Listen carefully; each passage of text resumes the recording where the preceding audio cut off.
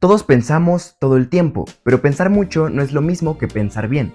La lógica es la disciplina que estudia las condiciones bajo las cuales el pensamiento es válido. No te enseña qué pensar, sino cómo pensar para que tus conclusiones se sostengan realmente. En este módulo vamos a ver los pilares fundamentales de la lógica. ¿Qué hace que un pensamiento sea correcto? ¿Cuáles son los factores y principios que rigen la lógica? ¿Para qué sirve la lógica en la práctica? Y veremos qué son los predicables. Aquí está la distinción más importante de todo el curso, y es algo que la mayoría de las personas nunca aprenden a separar del todo. La diferencia entre un pensamiento verdadero y uno correcto.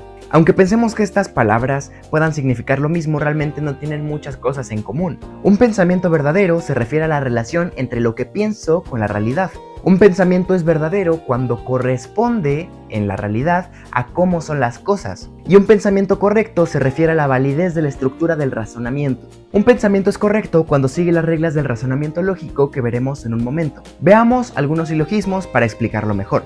Antes que eso, un silogismo se compone de dos proposiciones y una conclusión. ¿Qué son las proposiciones? Bien, aquí es donde entramos ya en materia de la lógica. Las proposiciones son básicamente sentencias u oraciones. Por ejemplo, si yo digo, ayer jugué Minecraft y me desvelé toda la noche, entonces estoy somnoliento.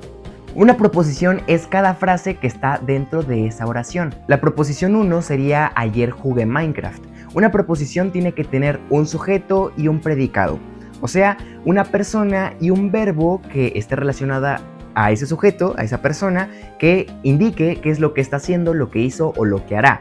No importa el tiempo en el que esté conjugado, simplemente necesita tener un sujeto y un predicado. Prácticamente es una oración simple. Comúnmente se utilizan las letras P, Q, R, S o T para indicar que son proposiciones, pero realmente puedes utilizar las letras que tú quieras. Entonces vamos a identificar las proposiciones en esta oración. Recuerden que una proposición tiene que tener un sujeto y un predicado. En la frase anterior podemos denotar que el sujeto es yo, aunque es un sujeto tácito, o sea, no se menciona en la oración, porque dice ayer jugué Minecraft. ¿Qué sujeto acompaña al verbo jugué? Pues yo. Entonces, ayer jugué Minecraft sería nuestra primera proposición. Después nos pone una letra Y y eso es importante porque eso no cuenta dentro de nuestras proposiciones. La Y se conoce como conjunción. Se denota de esta manera. Es como un sombrerito o como una V invertida. Siempre la letra I en lenguaje lógico se va a denotar de esa forma. Y nos sirve para unir dos proposiciones. Entonces tengo que P es igual a ayer jugué Minecraft, después la condicional que se llama conjunción en lógica, la Y es conjunción, y después viene la siguiente proposición que dice me desvelé toda la noche. Entonces, como es otra proposición, la vamos a poner con otra letra que será Q. Les digo que ustedes pueden utilizar las letras que quieran, pero generalmente se utiliza para la primera proposición a P, después Q, y si hay una conclusión después, R. O si tienes más proposiciones, puedes utilizar todas las letras que quieras, R, S, T y te sigues alargando, o si quieres empezar desde la A. Entonces ya en lenguaje formal, ayer jugué Minecraft y me desvelé toda la noche, quedaría así.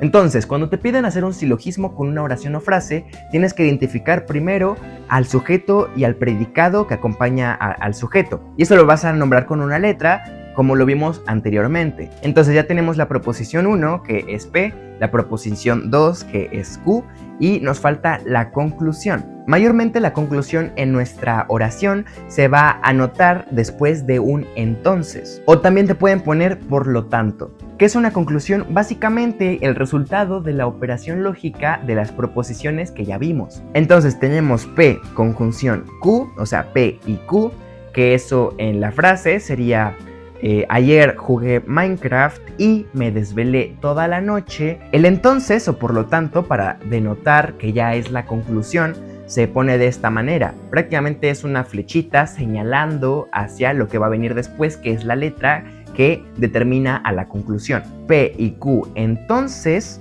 y ahí es donde entra la conclusión. En el caso de nuestra frase, la conclusión sería estoy somnoliento. Algo muy importante al momento de declarar nuestras proposiciones y la conclusión también es que no podemos utilizar los símbolos designados para hacerlo, entonces simplemente es el predicado y el sujeto.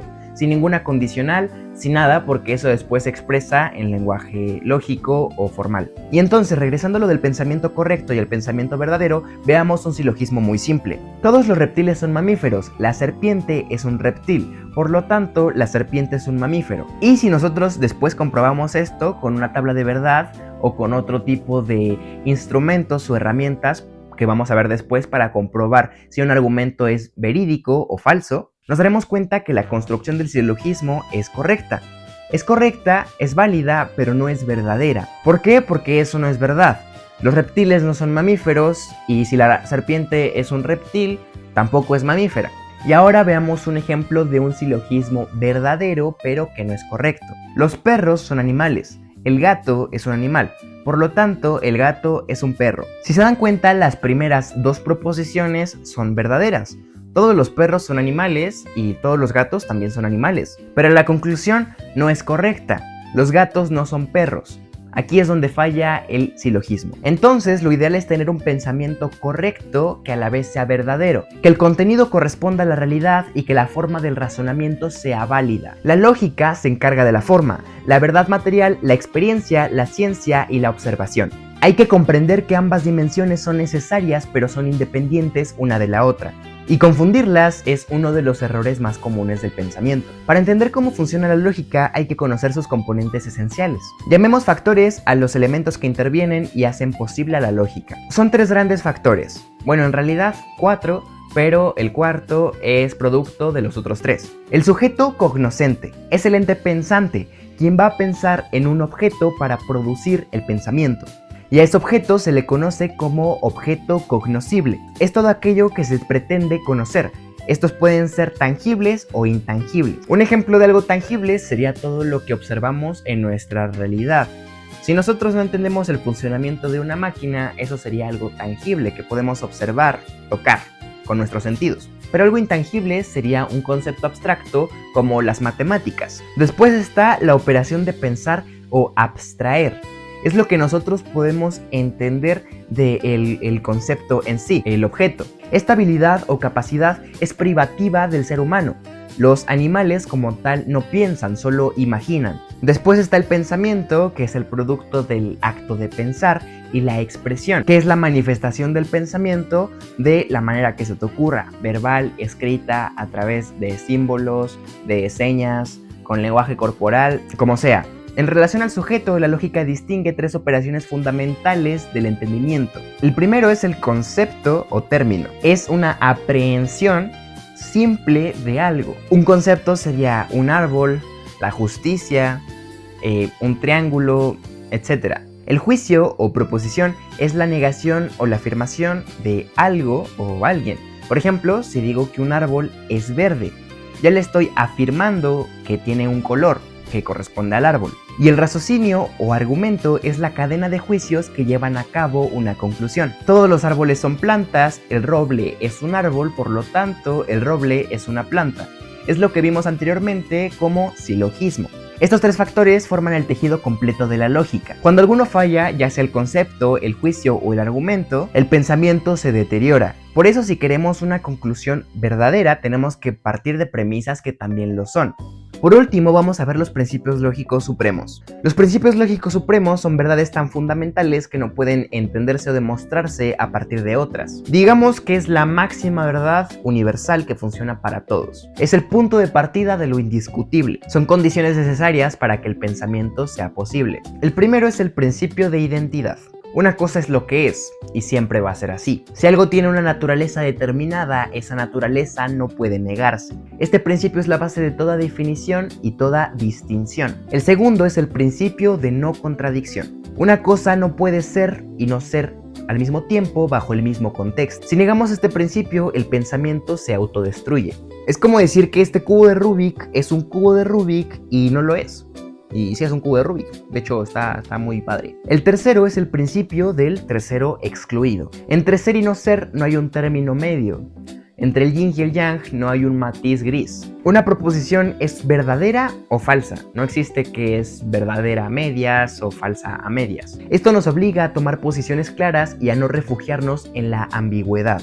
Y el último, que es más moderno, porque cabe aclarar que los otros tres son de Aristóteles, que se conoce como el padre de la lógica. El cuarto fue formulado hace un par de siglos por Leibniz, un matemático y filósofo extraordinario. Es el principio de razón suficiente. Todo lo que existe o sucede tiene una razón por la que es así y no de otra manera. Aplicado al pensamiento, toda conclusión debe de tener razones que la justifiquen. Por ejemplo, imaginemos que ahorita aparezco ahí atrás. Aunque pueda sonar bastante extraño, debe de tener alguna razón. Estos 4 principios actúan como las paredes de una habitación, y digamos que están construidos de titanio. Aquí los dejo una tabla para que los estudien, los entiendan y los puedan recordar. Y hasta aquí el video de hoy. En el siguiente video vamos a ver a los predicables, el árbol de Porfirio, vamos a terminar de comprender algunos conceptos fundamentales para la lógica y ya vamos a empezar a utilizar el lenguaje formal. Aunque ya lo vimos un poco en este video, nos vamos a adentrar más a la estructura formal del lenguaje. La tarea que tienes es identificar alguna frase que haya dicho alguien en redes, ya sea algún político, un influencer o lo que quieras, alguna noticia, y te des cuenta si es que viola alguno de los principios lógicos supremos o si tiene errores del pensamiento. Créeme que por simple intuición vas a saber detectar si te están mintiendo o te están intentando decir la verdad, pero realmente es una verdad a medias. Como el principio de tercero excluido. Algo no puede ser y ser al mismo tiempo. Y cuestiona todo, no te quedes con algo que te diga una autoridad. Ya sea quien sea realmente, no importa, tú tienes que generar tu propio criterio. Nos vemos.